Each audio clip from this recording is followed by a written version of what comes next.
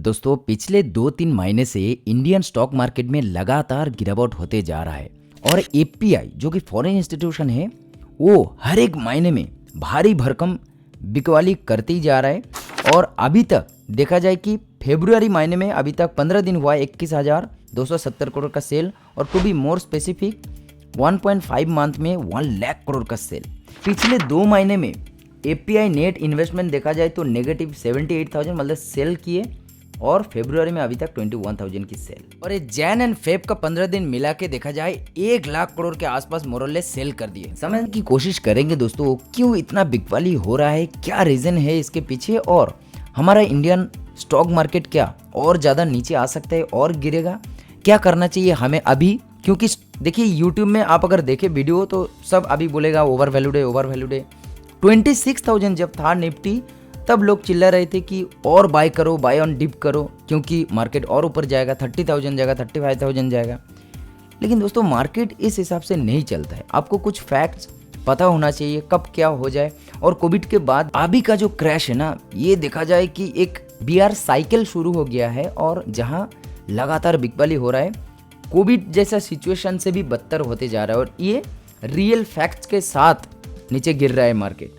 तो कुछ चीज़ें आपको ध्यान में रखना चाहिए और क्यों ऐसा मार्केट गिर रहा है, कुछ पॉइंट्स हम लोग समझने की कोशिश करेंगे और उसके बाद वीडियो के एंड तक में कुछ स्टॉक्स भी बताऊंगा अभी कौन सी स्टॉक में आपका सेफ इन्वेस्टमेंट हो सकता है। क्योंकि देखिए मिड कैप निफ्टी काफ़ी ज़्यादा रिटर्न्स ऑलरेडी दे चुका। पिछले 2 साल में देखा जाए 150% का आसपास रिटर्न दिया 2-3 साल में, कोविड के बाद से रदर।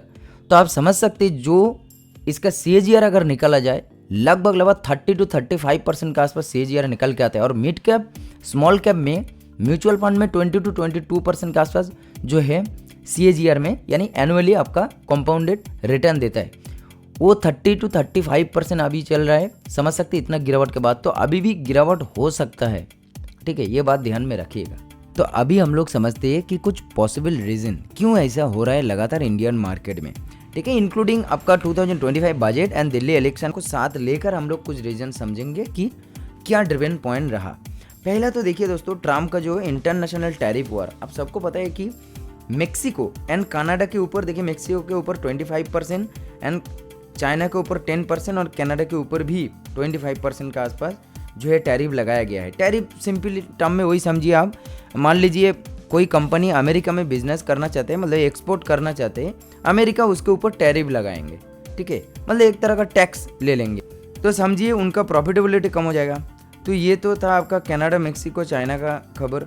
सेकेंड में देखिए यूएस टैरिफ में एल्यूमिनियम एंड स्टील प्रोडक्ट्स में आपका जो है टैरिफ लगेगा ऑल्सो, यूएसए ट्रम्प साहब ने बोल दिया।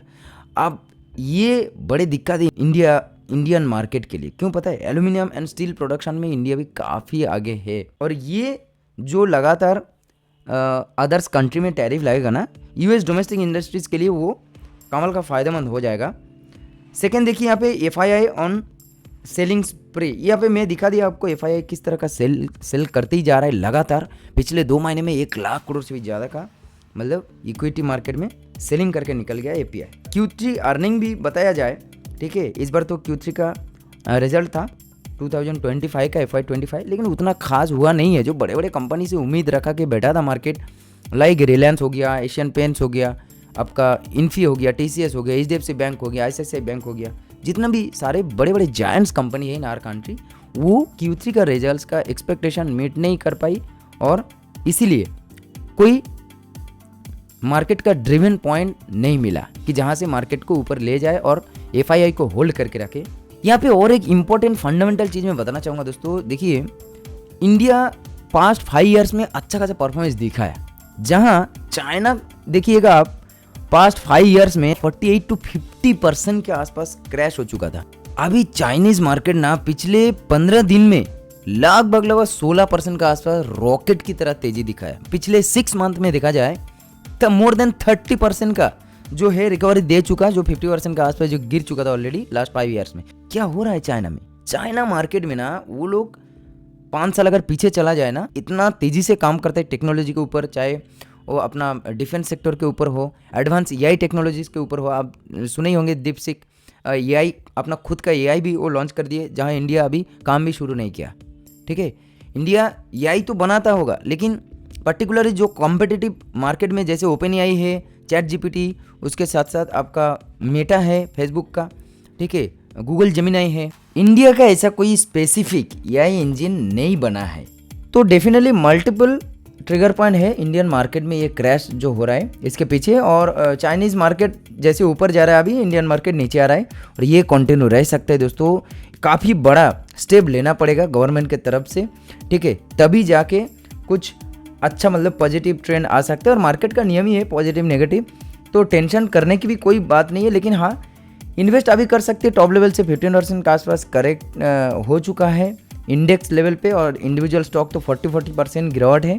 तो डेफिनेटली एक इंस्टॉलमेंट लगा सकते हैं आप। अब मार्केट बॉटम में कितना दूर जाएगा ये तो कोई नहीं जानता, ऊपर भी कितना जाएगा, कब जाएगा वो भी कोई नहीं जानता। लेकिन हाँ, सिस्टमेटिकली इन्वेस्ट करके चलेंगे आप, और डेफिनेटली पोर्टफोलियो को डाइवर्सिफाई करके रखिएगा, वो काफ़ी इंपॉर्टेंट है। तो चलिए कुछ स्टॉक के बारे में मैं अभी बताता हूँ, आपके सामने रखता हूँ कुछ स्टॉक्स जिसमें काफ़ी सेफ इन्वेस्टमेंट हो सकता है।